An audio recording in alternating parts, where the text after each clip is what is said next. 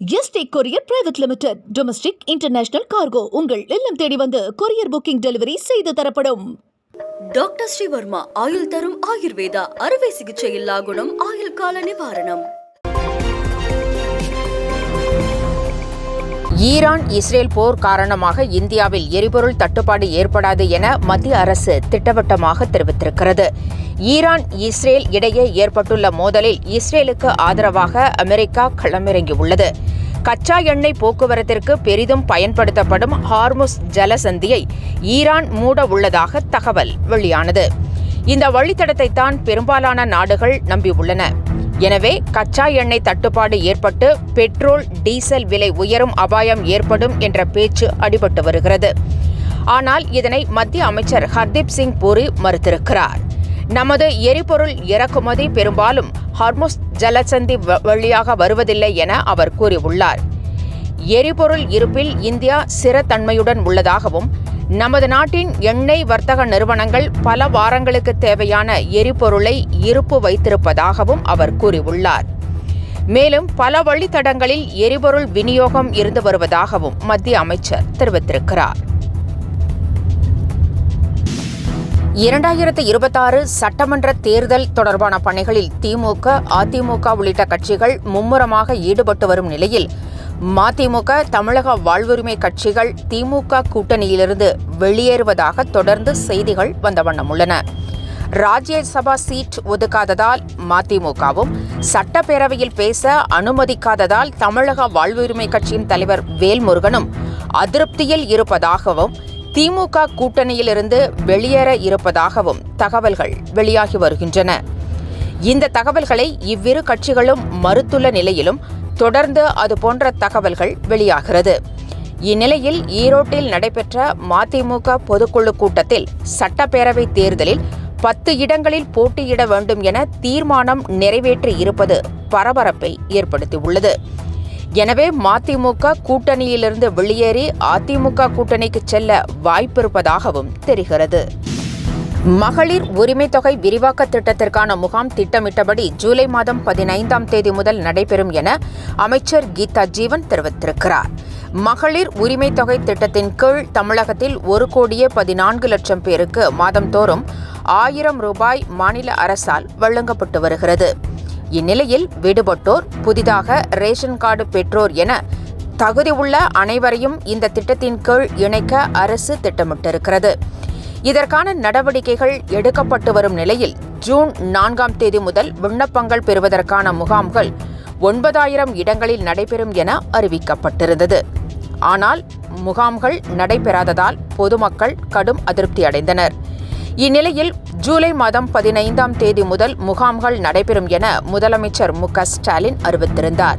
அதன்படி ஜூலை மாதம் 15ஆம் தேதி தொடங்கி ஆகஸ்ட் மாதம் வரை திட்டமிட்டபடி மகளிர் உரிமைத் தொகை விரிவாக்க திட்டத்திற்கான முகாம்கள் நடைபெறும் என அமைச்சர் கீதா ஜீவன் கூறியுள்ளார்.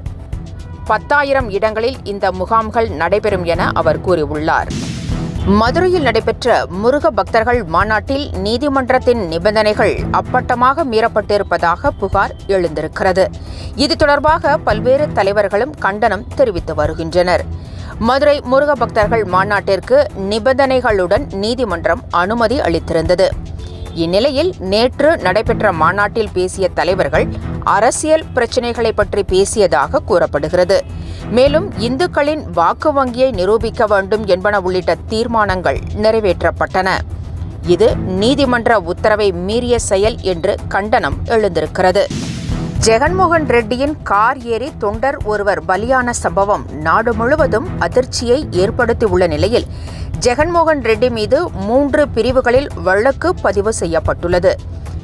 ஆந்திர மாநில முன்னாள் முதலமைச்சர் ஜெகன்மோகன் ரெட்டி கட்சி நிகழ்ச்சிக்காக குண்டூர் சென்றார். அவர் காரில் இருந்தபடி தொண்டர்களை நோக்கி கையசைத்தவாறு சென்றார்.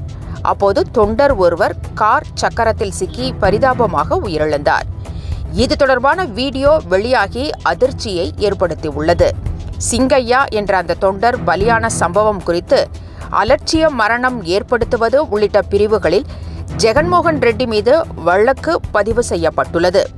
குற்றம் நிரூபிக்கப்பட்டால் அவருக்கு ஆயுள் தண்டனை வரை கிடைக்கும் என்று தெரிகிறது. IRCTC-யுடன் ஆதார் எண்ணை இணைக்கும் பணி தொடங்கியுள்ளது. ரயில்களில் பயணம் செய்வோர் IRCTC இணையதளத்தையே பெரும்பாலும் முன்பதிவிற்காக பயன்படுத்துகின்றனர். ஆனால் ஏஜென்ட்டுகள் மொத்தமாக டிக்கெட்டுகளை பதிவு செய்வதால் சாதாரண பயணிகளுக்கு ரிசர்வேஷன் கிடைப்பதில்லை. இந்த புகார் நீண்ட நாட்களாக வந்து கொண்டிருக்கிறது. எனவே போலி ஏஜென்ட்டுகள் மூலம் தவறான முறையில் முன்பதிவு செய்யப்படுவதை தவிர்க்க ரயில் பயணிகள் புக்கிங் செய்யும் போது அவர்களது ஆதாரை இணைக்கும் முறை ஜூலை மாதம் முதல் அமலுக்கு வருகிறது. இதற்கான பணிகள் இன்று தொடங்கியுள்ளன. இதன்படி புக்கிங் செய்யப்படும் போது OTP சரிபார்க்கப்பட்டு பின்னர் முன்பதிவு கிடைக்கும் வகையில் ஏற்பாடு செய்யப்பட்டுள்ளது. இந்த நடைமுறை ஜூலை மாதம் 1ஆம் தேதி முதல் அமலுக்கு வருகிறது. ஈரான் இஸ்ரேல் இடையே மோதல் நாளுக்கு நாள் தீவிரமடைந்துள்ள நிலையில் இரு நாடுகளிலும் இந்திய மீனவர்கள் 1000 பேர் சிக்கியுள்ளதாக கூறப்படுகிறது. இது தொடர்பாக அவர்களது குடும்பத்தினரும் புகார் அளித்துள்ளதாக தகவல் வெளியாகியுள்ளது.